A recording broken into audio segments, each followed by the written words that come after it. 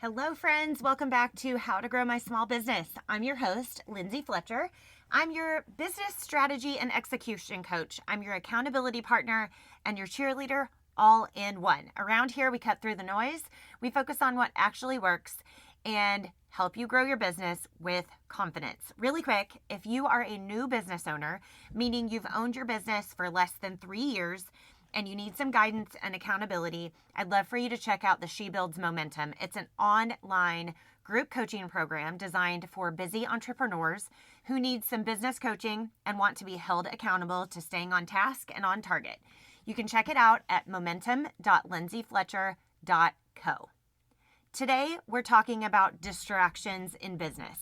I recently heard someone say that Satan comes to steal, kill, and destroy, and what he can't destroy, he will do his best to distract.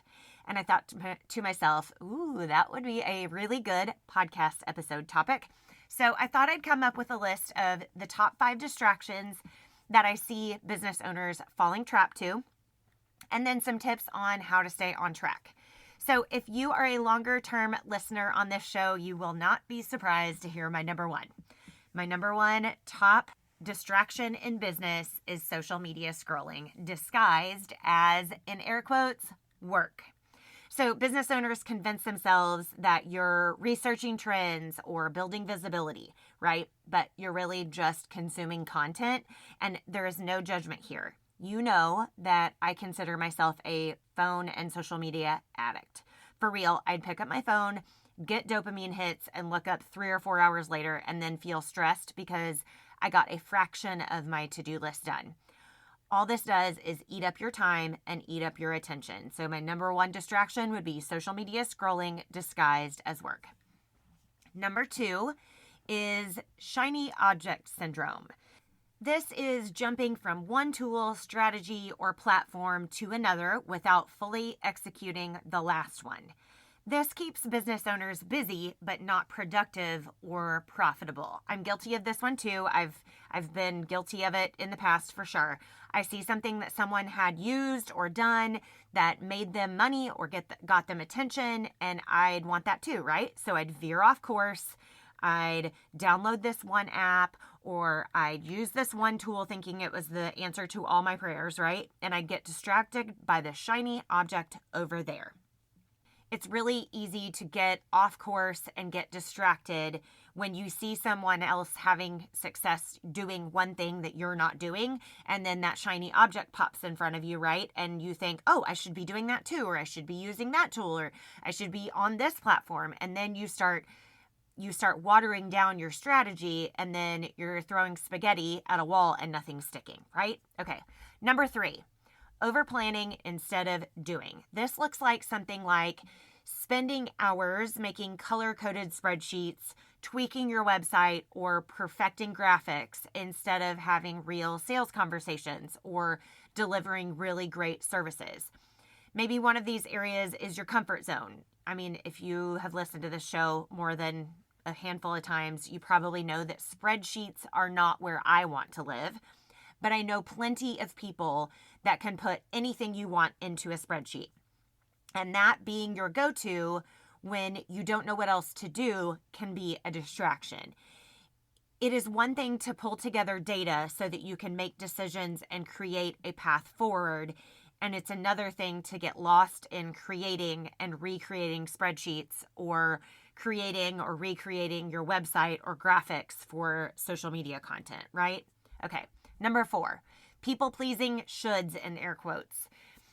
Saying yes to everything, meaning networking events, collaborations, volunteer work, just because you feel like you should, rather than aligning your choices with your actual goals. So if your goal is to have more time, maybe volunteering to be on that leadership team or that board of directors that does not pay you and takes up a chunk of your time, maybe that's not your priority. Maybe that's not something that you should be doing, right? I want to clarify here that you can and should have passion projects and hobbies, and you should do things just because you enjoy doing them. However, saying yes to being on a board or a leadership team of a professional organization, or signing up for a local trade show event, may need to have some goals attached to them. Sometimes these types of things might be distracting you from moving forward with your business goals and actually making money, right? Okay, the fifth and final one I'm going to talk about today is emails and notifications overload. So constantly checking emails, text, or social media because the notifications never stop can be a big distraction. These interruptions kill our focus and they stretch out even the simplest tasks. Research indicates that it can take over 23 minutes to return to a primary task after being interrupted. And the cost is higher for more complex or unfamiliar tasks. So every time you pay attention to those pesky notifications on your computer or your phone, you're actually wasting time. So those would be my top 5 distractions that I see business owners, small business owners, fall into the trap of. So what do we do when we know we're distracted by one or more of these things? Well, the first thing that I would suggest is to pray about your business, the strategy that God wants you to execute, and where you're getting distracted. Ask Him to highlight those areas and ask Him to show you the distractions in your life and what you need to remove and where you need more focus.